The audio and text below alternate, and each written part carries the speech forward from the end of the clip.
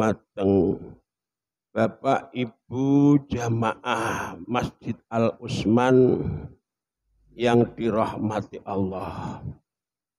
Kita semua harus menyadari dan mensyukuri bahwa Allah Ta'ala telah memuliakan umat manusia termasuk kita semuanya dan melebihi semua makhluk yang ada di dunia. Ya Allah menciptakan kita semua, maknanya umat manusia melebihi semua makhluk yang ada. Sebagaimana firman Allah, walaqad karramna bani Adam wa hamalnahum fil barri wal bahr wa razaqnahum minat thayyibati wa faddalnahum ala katsirin mimman khalaqna tafdila. Arti daripada walaqad karramna bani Adam ay faddalna bani Adam bil aqli wan nutqi wat tamyiz. Dan sesungguhnya kami telah memuliakan manusia melebihi makhluk yang lain yang ada di dunia. Jadi Allah Ta'ala menciptakan manusia ini melebihi semua makhluk yang ada di dunia. Dengan apa itu? Dengan melengkapi akal. Jadi Allah Ta'ala melengkapi manusia dengan akal.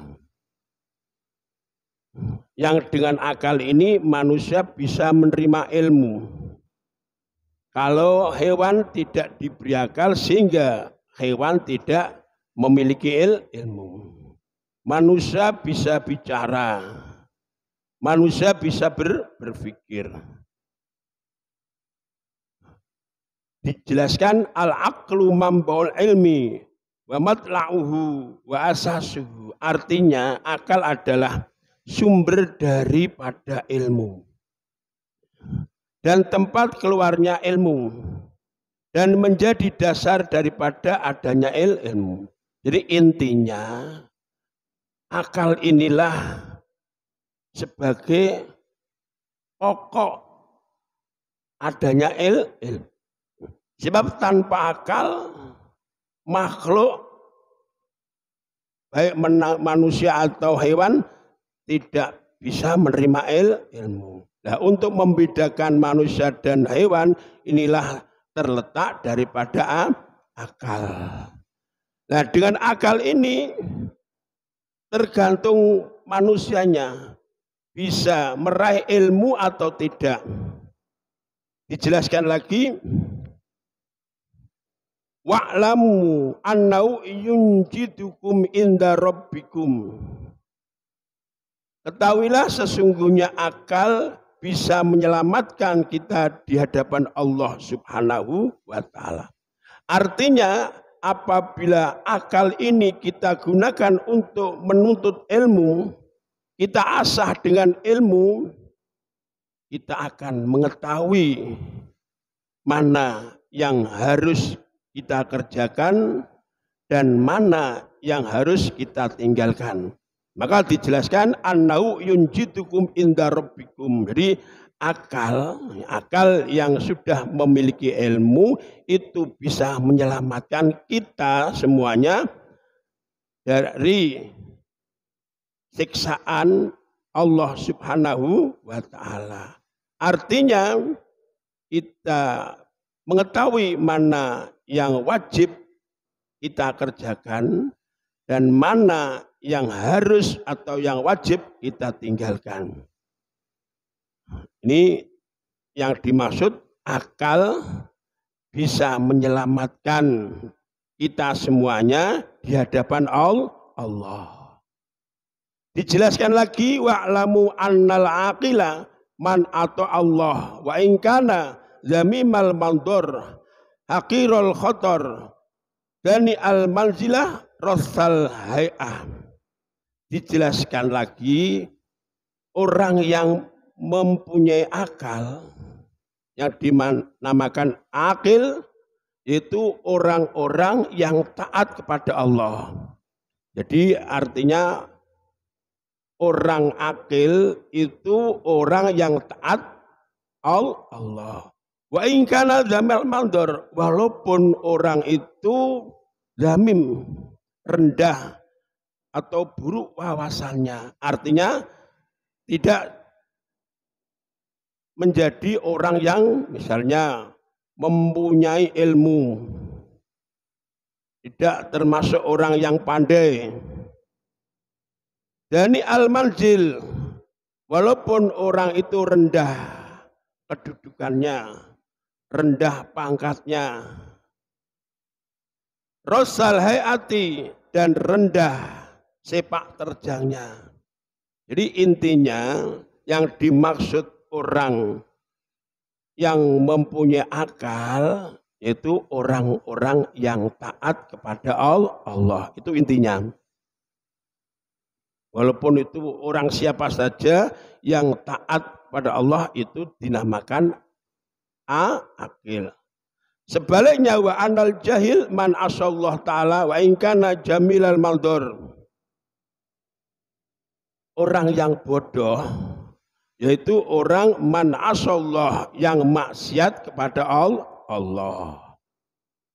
Orang yang bodoh adalah orang yang maksiat kepada Allah. Walaupun itu orang jamilal maldor, orang yang bagus wawasannya atau orang yang pandai. Mulia kedudukannya, pangkat kedudukannya, wahasalai alan bagus sepak terjangnya, fasihan natukan dan ahli bicara. Kalau berbicara pandai. Tapi ternyata maksiat dengan Allah, dengan masyarakat tidak baik, apalagi dengan Allah. Ini yang dimaksud jahil, orang bodoh. Walaupun itu orang pandai, walaupun itu seorang pejabat misalnya, kalau selalu maksiat dengan Allah dan tidak baik akhlaknya dengan masyarakat, tidak baik ucapannya dengan masyarakat, menyakiti, itu dinamakan jahil, orang yang bodoh. Maka ditegaskan di sini, fal qiradatu wal khonazir aqallu indallah mimman asah. Kera, qirodah ketek, kera dan khinzir itu celeng, ya, babi, itu lebih memiliki akal menurut Allah daripada orang yang maksiat. Ini penegasan. Jadi kera, ketek, ya, celeng, ini lebih mempunyai akal dibanding orang-orang yang maksiat. Sekarang selanjutnya untuk menjaga kemuliaan kita sebagai manusia, artinya makhluk yang dimuliakan Allah, makhluk yang ditinggikan derajatnya oleh Allah, dan kita bagaimana cara untuk menjaga supaya martabat sebagai manusia tidak jatuh seperti martabatnya hewan. Jadi kita harus berusaha bagaimana kemuliaan kita dan bagaimana jangan sampai kita jatuh ke martabat seperti martabatnya hewan, yaitu rendah dan hina. Kita harus pertama ini untuk menjaga supaya kita tetap menjadi orang yang mulia baik di sisi Allah dan di sisi manusia, baik di dunia maupun atau lebih-lebih nanti di akhirat. Pertama kita harus mentaati aturan-aturan atau undang-undang dan hukum negara. Kenapa?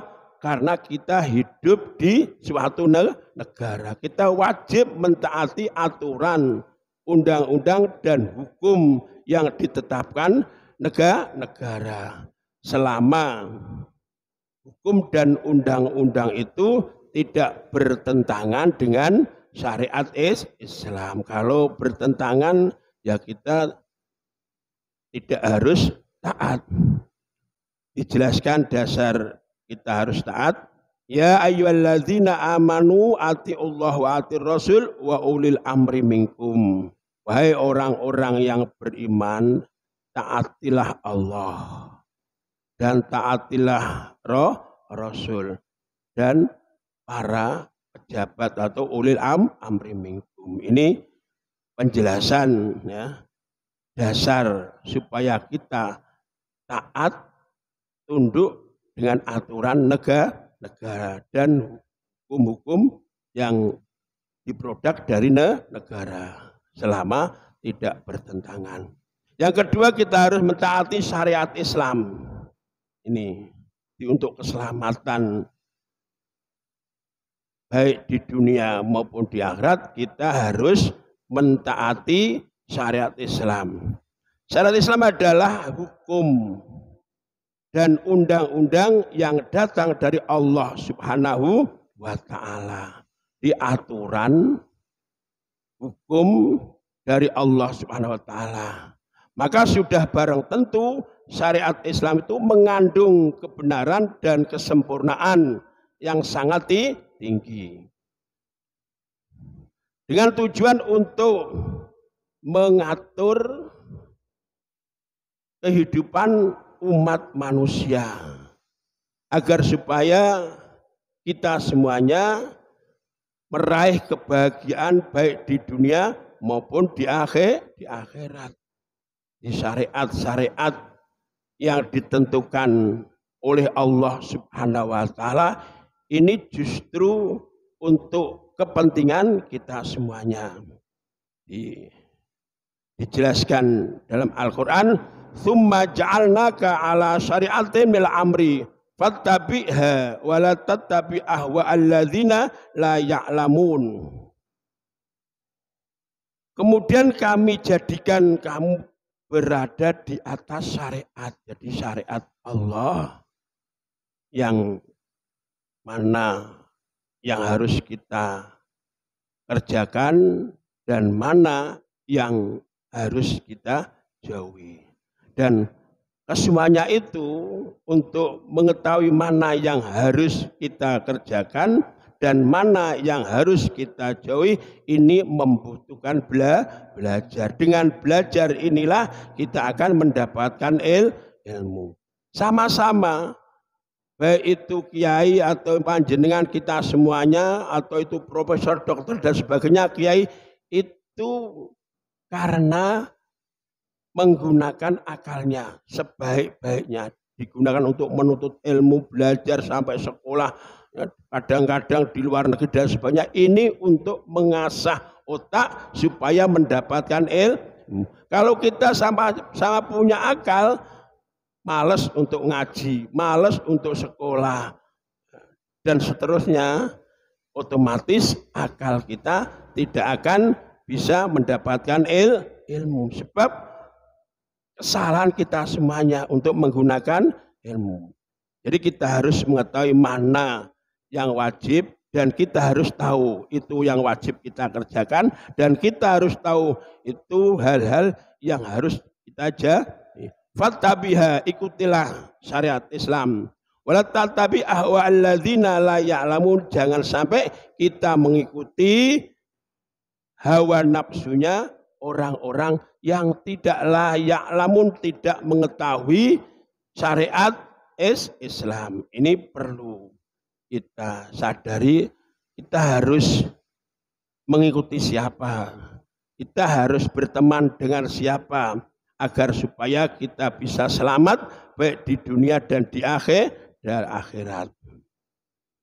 Itu ayat yang berbunyi walaqad karramna bani Adam. Selanjutnya wa hamalnahum fil barri wal bahr. Artinya, dan kami angkat mereka di daratan dan di lautan. Artinya alal ibil wal khair wal bigal wa ghariha wal bahr ala sufun. Artinya diangkat bagaimana Allah telah memudahkan urusan manusia. Di daratan Allah menciptakan atau membuat unta, kuda dan sebagainya. Ini untuk tunggangan manusia supaya mempermudah. Ya. Kalau di lautan Allah menciptakan akal manusia untuk berpikir bagaimana bisa membuat kapal perahu sehingga mudah untuk mencapai kebutuhan. Kalau sekarang sudah tidak ada ya. Dari Pandangan ke Jakarta naik onta ya sudah tidak ada, kuda tidak ada, yang ada mobil atau pesawat. Mesti kan panjenengan bertanya, Pak, itu kan dari manusia menciptakan membuat kapal api, ya, membuat mobil, ya benar, tapi yang membuka akalnya manusia itu Allah.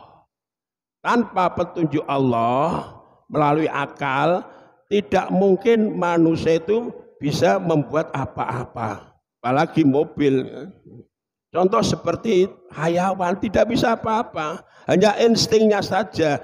Hewan itu kalau lapar ya mangan, haus ya ngombe, yang sudah dewasa ya laki-laki dan perempuan ya seperti itu dan seterusnya, makan tidur. Nak sing wedok butuh lanang, lanang butuh itu, hanya itu. Nak manusia dilengkapi Allah yaitu dengan akal. Akal inilah manusia bisa mengalahkan semua makhluk. Bisa mengalahkan semua makhluk yang ada. Tanpa akal tidak bisa manusia mengalahkan hewan yang lain. Lebih-lebih manusia terlebih dhaif dibanding fisiknya dengan gajah. Misalnya manusia tanpa akal jelas kalah dengan gajah, harimau dan sebagainya. Ini pasti manusia akan kalah. Maka Allah Ta'ala melengkapi manusia dengan akal. Dan dengan akal inilah bisa mendapatkan ilmu.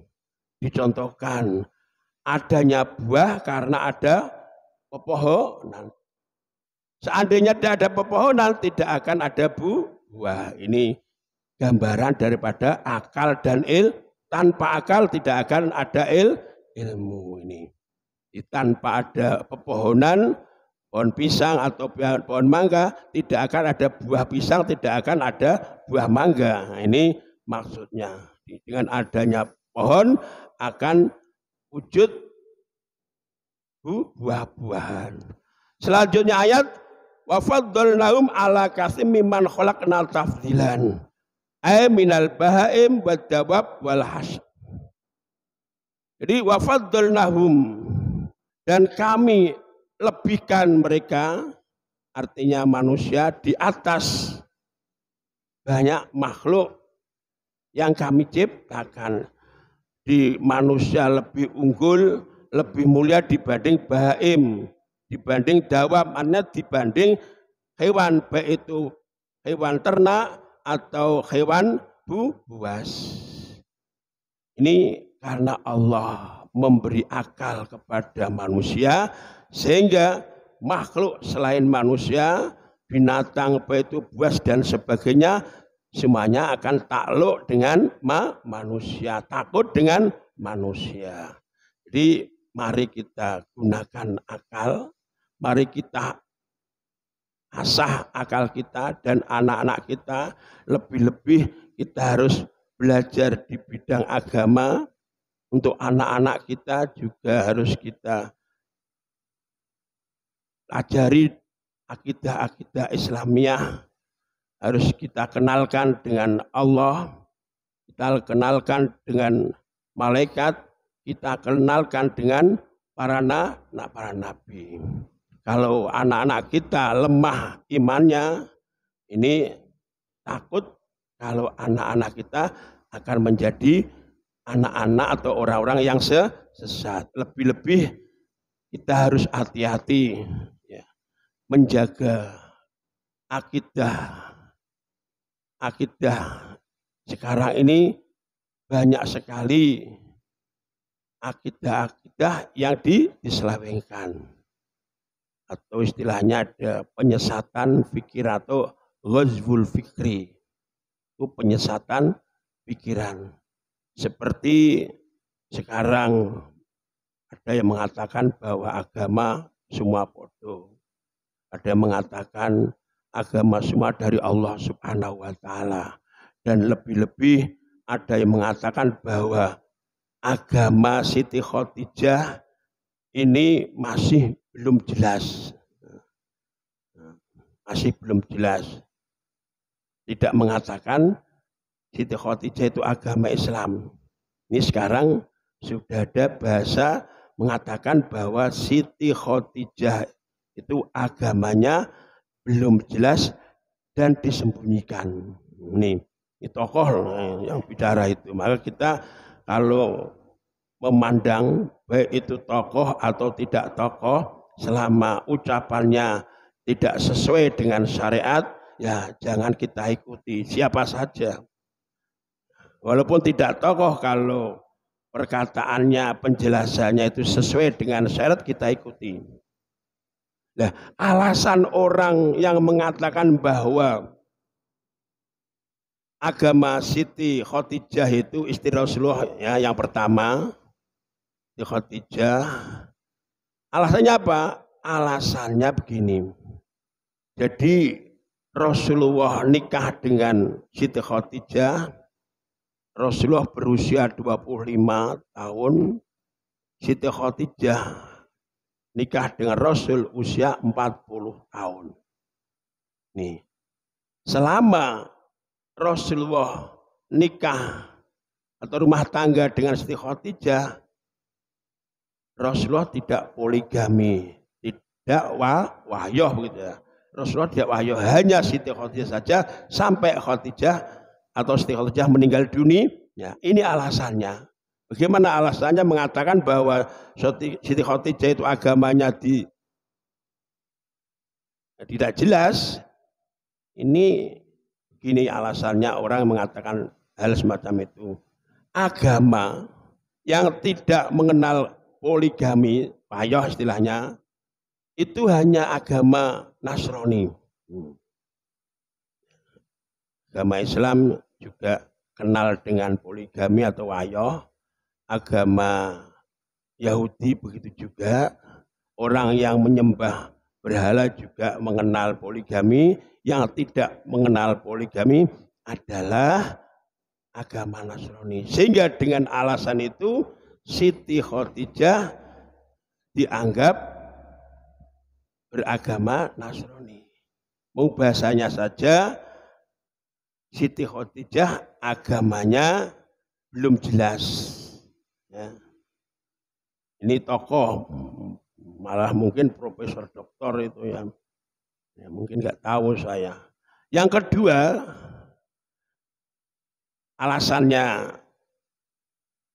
yang mengatakan bahwa Siti Khadijah itu agamanya tidak jelas, ini pada waktu Rasulullah Shallallahu Alaihi Wasallam setelah menerima wahyu di Gua Hira, sebab Rasulullah menerima wahyu itu di Gua Hira, bertemu dengan malaikat Jibril.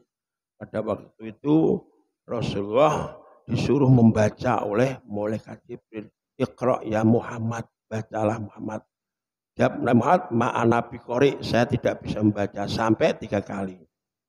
Terus malaikat Jibril, Iqra bismi rabbikal ladzi khalaq, khalaqal insana min alaq, Iqra wa rabbukal akram alladzi 'allama bil qalam, 'allamal insana malam ya'lam. Ini wahyu pertama.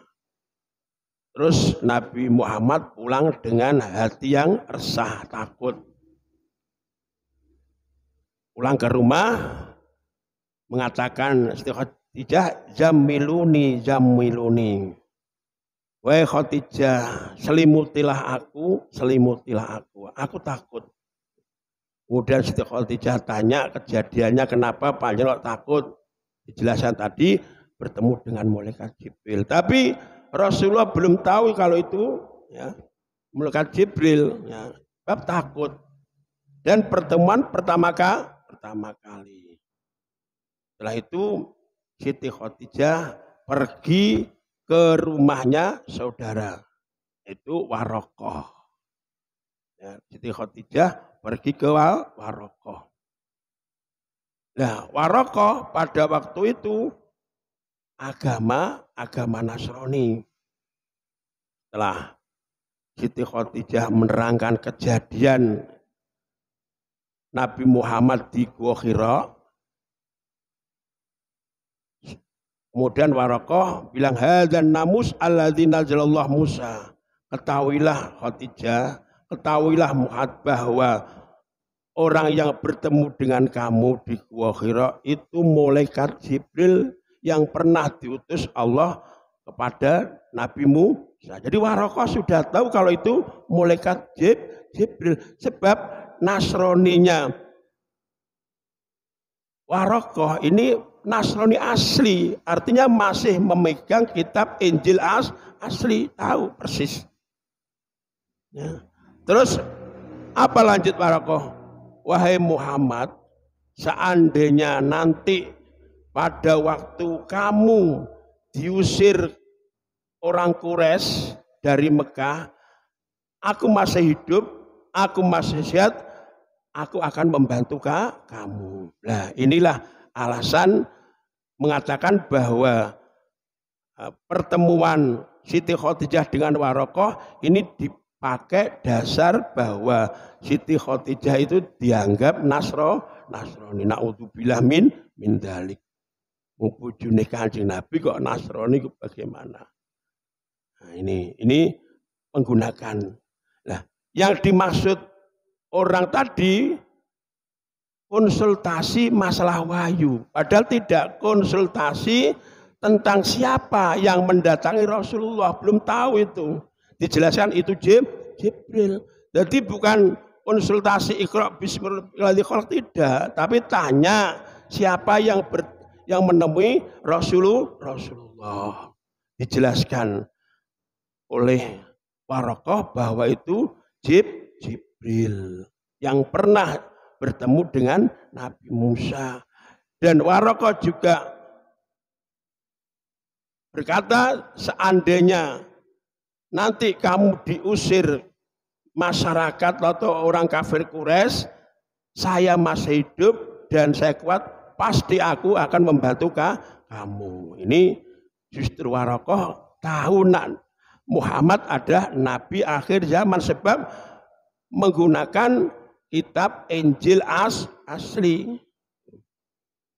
Ya, kita harus yakin bahwa Siti Khadijah adalah orang pertama kali yang menerima Islam dan ditanggung ahli surga.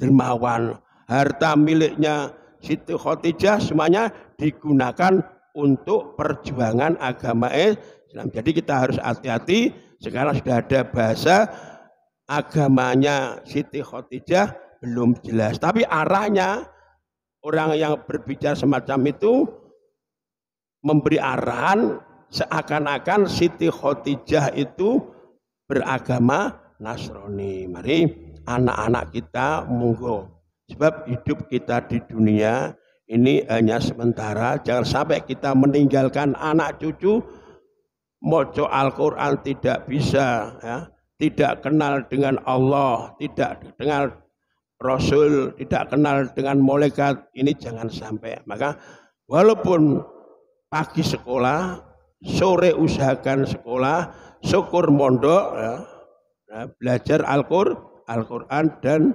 hukum-hukum Islam yang lain, agar supaya kita dan anak-anak cucu kita selamat baik di dunia maupun selamat di akhirat. Sekian. Assalamualaikum warahmatullahi wabarakatuh.